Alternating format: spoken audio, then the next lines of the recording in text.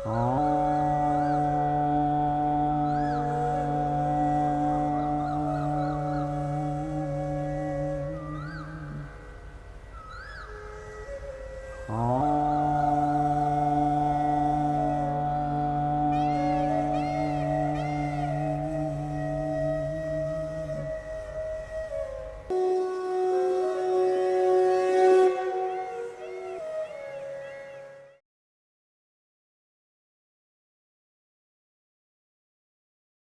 విడా card అనేటువంటిది master గారు ఏం చేశారంటే, ఈ 3 రకాల విడా కార్డు అవి ఎలా పనిచేస్తాయి, వీటికి ఎలా తయారు చేసేయాలనేటువంటిది అది మాకు చెప్పి దాన్ని మన డిస్పెన్సరీలో ముందే మనం ఇంట్రడ్యూస్ చేద్దాం. ఎందుకంటే డిస్పెన్సరీలో అంటే మరి హోమియోపతి డిస్పెన్సరీలో మీరు ఆయుర్వేద టానిక్ ఎలా ఇస్తున్నారని అని అడుగుతారండి. అదేం పర్లేదు, ఎందుకంటే మన దగ్గరికి వచ్చేటువంటి వాళ్ళు ఎలోపతికి వాడి వస్తారు. వాళ్ళు చాలా మందులు వాడడం, ట్యాబ్లెట్స్ వాడడం, టానిక్లు వాడడం అలవాటు పడిపోతారు. మన దగ్గరికి వచ్చిన తర్వాత అవన్నీ మనం ఆపేస్తాం, ఎందుకంటే అది కడుతుంటే మనం మందు పనిచేయం. కానీ మరి అలాంటప్పుడు వాళ్ళు అవన్నీ మిస్ అవుతారు.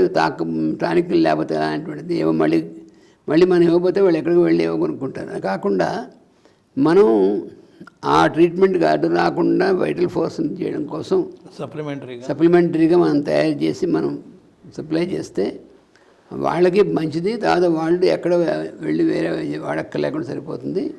అందుకని ఇదేం తప్పులేదని మాస్టర్ గారు కన్ఫర్మ్ చేసిన తర్వాత అప్పుడు మేము ఇవి మన డిస్పెన్సరీలోకి విటా కార్డు అవి చేసిన తర్వాత సబ్సిక్వెంట్గా అంటే తాతగారి దగ్గర మేము నేను నేర్చుకుందాన్ని ఉపయోగించి ఓజని అనేటువంటి దాన్ని నేను తర్వాత ఏం చేశానంటే ఈ ఎక్స్పీరియన్స్, ఈ పరిజ్ఞానం అనేటువంటి దాంతో ఆ ఓజనీలో స్పెషలైజేషన్స్ అనేటువంటిది నేను మళ్ళీ ఫార్ములేట్ చేశాను. అవి తాతగారు అప్పటికి శరీరం చాలించారు. ఆ తర్వాత కొన్ని మాస్టర్ గారు కూడా దేహం చాలించిన తర్వాత కూడా నేను కొన్ని ఫార్ములేట్ చేశాను. ఈ ఓజనీస్లో ప్రత్యేకంగా లివర్కి వచ్చేటటువంటిది ఇలాగ వాటి అంటే ఆయన మాస్టర్ గారు ఎలా అయితే ఆ ఫార్ములా ఎలా తయారు చేశారో దాన్ని దృష్టిలో పెట్టుకుని తాతగారి దగ్గర నేను నేర్చుకుంది చేసి ఈ స్పెషలైజేషన్ ఇచ్చి వాటి పేర్లు కూడా అందుకనే మాస్టర్ గారు విటా కార్డు పెట్టినట్టుగానే నేను ఓజని తాతగారి యొక్క ఉంది. అది అప్పుడు ఎప్పుడో వదిలేసింది. ఈ లోపల ఇంకోళ్ళు ఎవరో వేరే ఫార్మసీ వాళ్ళు ఓజని అనే పేరుతో వాళ్ళు పేటెంట్ చేశారు. ఇవన్నీ కాంప్లికేషన్స్ ఉన్నాయి. అందుకనే నేను ఈ లివోజ్ అలాగే హృదోజ్ అని ఇలాగ మర్చా. ఓజని ఈ లివర్కి ఈ హార్ట్కి అని చేస్తే అవి యాక్సెప్ట్ అయ్యాయి. మనకు అంటే మనం రిజిస్టర్ చేసినప్పుడు యాక్సెప్ట్ అవ్వాలి. అవన్నీ యాక్సెప్ట్ అయ్యి ఆ ప్రకారం మేము తయారు చేసి ఇంట్రడ్యూస్ చేసి అయితే ఒక విషయం ఉంది. స్టార్టింగ్లో ఇవన్నీ ఇక్కడ డిస్పెన్సరీకి అక్కడ మేము వేరే డిస్పెన్సరీస్కి ఇవన్నీ ఎలా వెళ్ళాయి అనేటువంటిది చాలామందికి ఇప్పుడు తెలియదు. మరి అప్పుడు మేము ఫస్ట్ స్టార్టింగ్లో ఉన్నప్పుడు ఇప్పట్లాగా ఇంత పెద్ద ట్రాన్స్పోర్ట్ వ్యవహారం తర్వాత అన్ని ఊళ్ళకి చేయడం అనేటువంటిది అంత ఉండేది కాదు.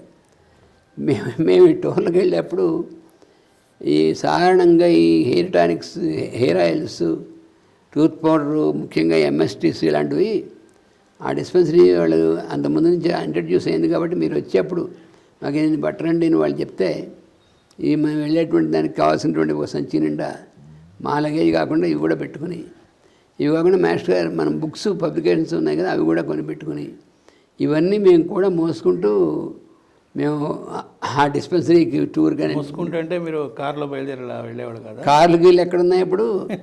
కార్లు ఏం లేవు.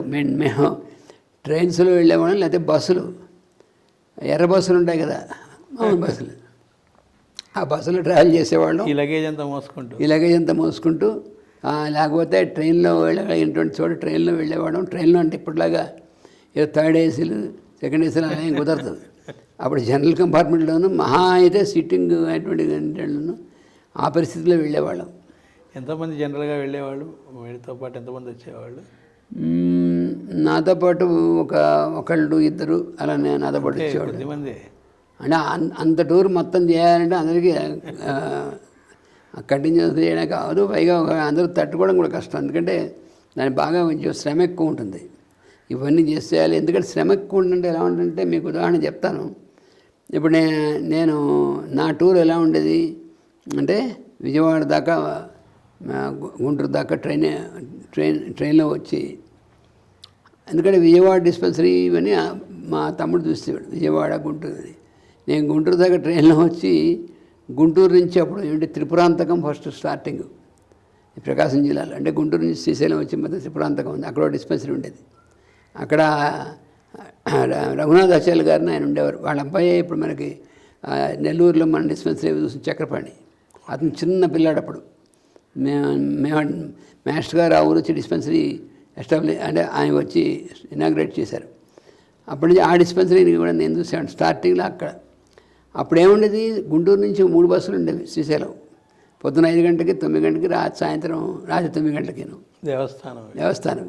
అందుకని పొద్దున 5 గంటల బస్సు కంపల్సరీగా ఎక్కాలి. ఈ బస్సు ఎక్కి త్రిపురాంతకం దిగి త్రిపురాంతకంలో డిస్పెన్సరీ అంతా చూసి మధ్యాహ్నం భోజనం చేసిన తర్వాత మళ్ళీ ఆ బస్సు తర్వాత 9 గంటల బస్సు ఇక్కడికి వచ్చినప్పుడు అప్పటికి రెడీగా వచ్చి మళ్ళీ ఆ బస్సు ఎక్కితే శ్రీశైలం చేరుకున్నాడు సాయంత్రం. ఒక్కోసారి ఆ డిస్పెన్సరీ ఎక్కువసేపు ఉందనుకోండి, ఆ బస్సు వెళ్ళిపోతుంది. తర్వాత డైరెక్ట్ బస్సు రాత్రి దాకా కూర్చోవాలి. అవి రాత్రి దాకా కూర్చుంటే ప్రయాణం మొత్తం. అందుకని ఒకసారి ఏం చేసాం మేము, అక్కడి నుంచి ఈ మార్కాపురం నుంచి వచ్చే బస్సులో ఒక జంక్షన్ ఒకటి ఉంది.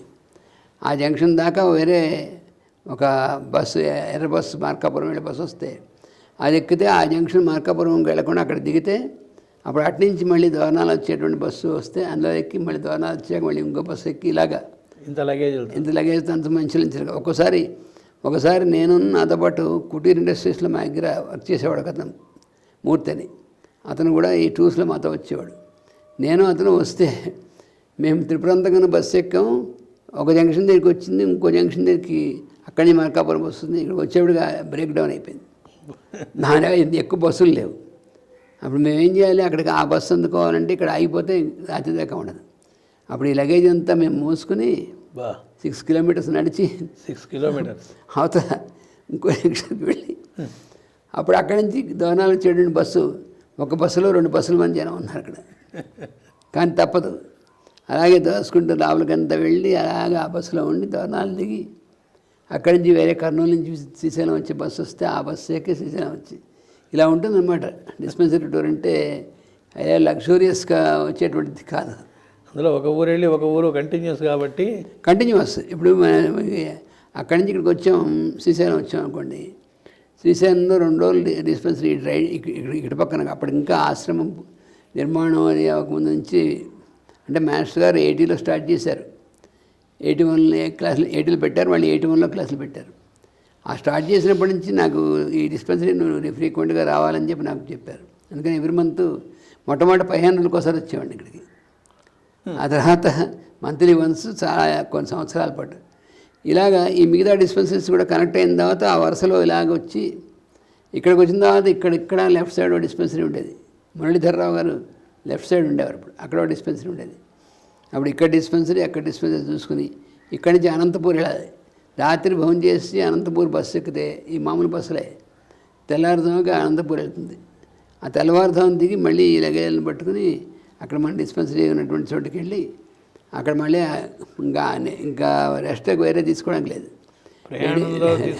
రెస్టే అంతే. రెడీ అయిపోయి వెంటనే పొద్దున ప్రేయరు, పూజ, హోమం, డిస్పెన్సరీ, ఇంకా అక్కడి నుంచి ఏమైనా చూసుకుని మళ్ళీ రాత్రి అయ్యేప్పటికీ అక్కడి నుంచి తాడిపత్రి డిస్పెన్సరీ, అదో పెద్ద డిస్పెన్సరీ. ఈ తాడిపత్రి డిస్పెన్సరీ అనేటువంటిది అది ఆ డిస్పెన్సరీస్ వాడి నేను వెళ్ళినటువంటిది ఒక విచిత్రంగా. అంటే ఆ తాడిపత్రిలో రామిరెడ్డి గారిని ఒక ఆయన ఉండేవారు. తర్వాత ఆ రామిరెడ్డి గారు అక్కడ బాగా డెడికేటెడ్. ఈ దుర్గాప్రసాద్ గారు తాడిపత్రి వెళ్ళేవారు. ఈ దుర్గాప్రసాద్ గారు వెళ్ళి అక్కడ ఆ రామిరెడ్డి గారు వాళ్ళందరికీ కూడా ఇంట్రడ్యూస్ చేసి ఈ ముందు ఒక 2-3 సంవత్సరాలు ఆయన వెళ్ళి ఆయన మందులవి ఇచ్చి వాళ్ళని తయారు చేశారు. అందుకని ఆయన అదే మన్మోహన్ వాళ్ళ నాన్నగారు ఉండేవారు, ఆయన స్టేట్ బ్యాంకులో పనిచేసేవారు, సుబ్రహ్మణ్యం గారు. ఆయన వీళ్ళందరూ అంత తర్వాత ఇంకా ఆ డిస్పెన్సరీకి నేను వెళ్ళిన మొదటిన తర్వాత ఈ దుర్గాప్రసాద్ గారు ఇటుపక్క కాన్సన్ట్రేట్ చేశారు, ఆయన ఆగిపోయారు. అందుకని తాడిపత్రి డిస్పెన్సరీకి వెళ్ళి అక్కడ డిస్పెన్సరీ అని చూసి వాళ్ళతో పాటు వాళ్ళకి చేసిన తర్వాత మళ్ళీ అక్కడి నుంచి పొద్దుటూరు డిస్పెన్సరీ ఉండేది, అక్కడికి పొద్దుటూరు వెళ్ళాం. అక్కడి కడపలో డిస్పెన్సరీ ఉండేది, అక్కడ సుబ్బారావు గారిని హైదరాబాద్ వచ్చారు తర్వాత ఆయన జగన్మోహన్ రావుతో ఆఫీసులో ఆయన అక్కడ ఉండేవారు, అక్కడ డిస్పెన్సరీ ఉండేది. అక్కడికి వెళ్ళి అయిన తర్వాత మళ్ళీ విజయవాడ దాకా వచ్చి మళ్ళీ ఇటు తెలంగాణ వైపుకి ఖమ్మం, సారపాక, మణుగూరు ఆ డిస్పెన్సరీస్ చూసుకుని అప్పుడు ఇవన్నీ చూసుకున్నాక అప్పుడు ఇంటికి చేరేవాడిని. ఇవన్నీ మామూలు బస్సుల్లో వీటిలో ట్రావెల్ చేసి వీలున్న చోట ట్రైన్ ఎక్కేవాళ్ళు, లేకపోతే బస్సు ఎక్కేవాళ్ళు, అంతే తప్ప ఇంకో రకంగా లగ్జూరియస్ ప్రయాణం అనేటువంటిది చాలా రేరు.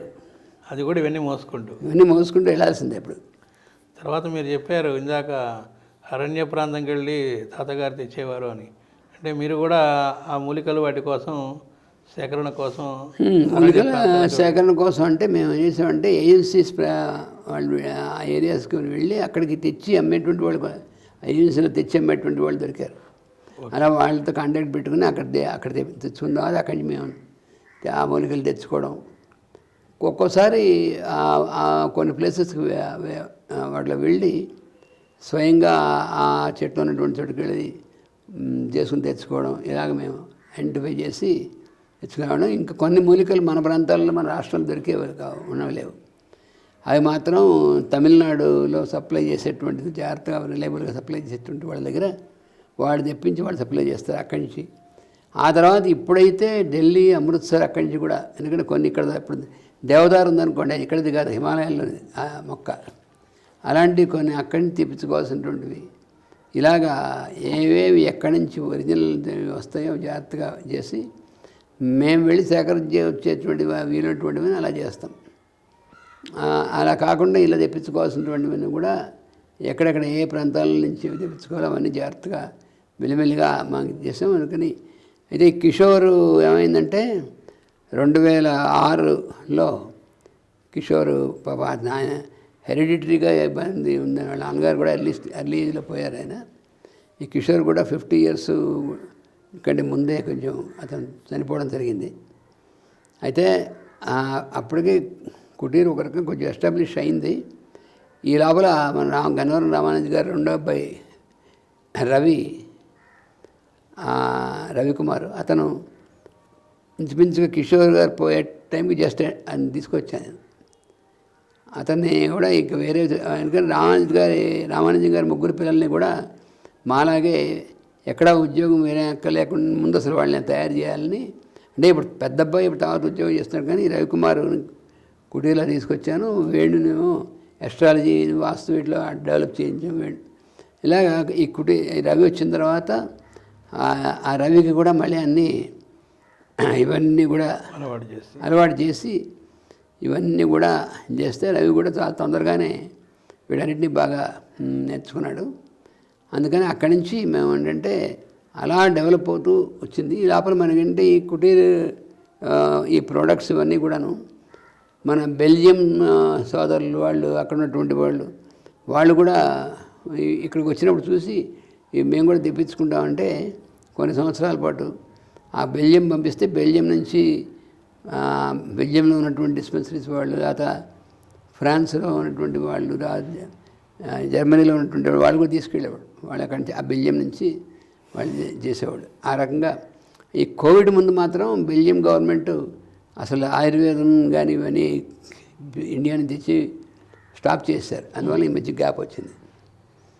అంటే ఇలాగ ఏంటంటే ఈ ప్రోడక్ట్స్ అనేటువంటి వాటిని జాగ్రత్తగా మనం ఎలాగా డెవలప్ చేసి ఇప్పుడు తర్వాత మనం క్రమంగా మాకు కొంచెం కెపాసిటీ బాగా పెరిగింది కాబట్టి చూర్ణాలు చేసేటువంటి మెషిన్ మేమే కొనుక్కున్నాం కుటీర్లను. ఈ మూలికలన్నీ తెచ్చి ఎండబెట్టిన తర్వాత అందులో వేసి చూర్ణాలు చేసుకునేటువంటిది, లేకపోతే వేరే మార్గం పంపిస్తే ఆ చూర్ణాలు సరిగ్గా రావు. అందుకని జాగ్రత్తగా మేము చేసుకోవడం. తర్వాత క్యాప్ సీలింగ్ అనేటువంటి మెషిన్ ఒకటి చేసి సీసాల బాటిలింగ్, క్యాప్ సీలింగ్ ఇలా కొన్ని. అందుకని మిగతా మెయిన్ ఇంగ్రీడియంట్స్ తయారు చేయడం మాత్రం అట్లాంటి దేశాలు అవి మాత్రం మామూలుగా తయారు చేయాల్సిందే.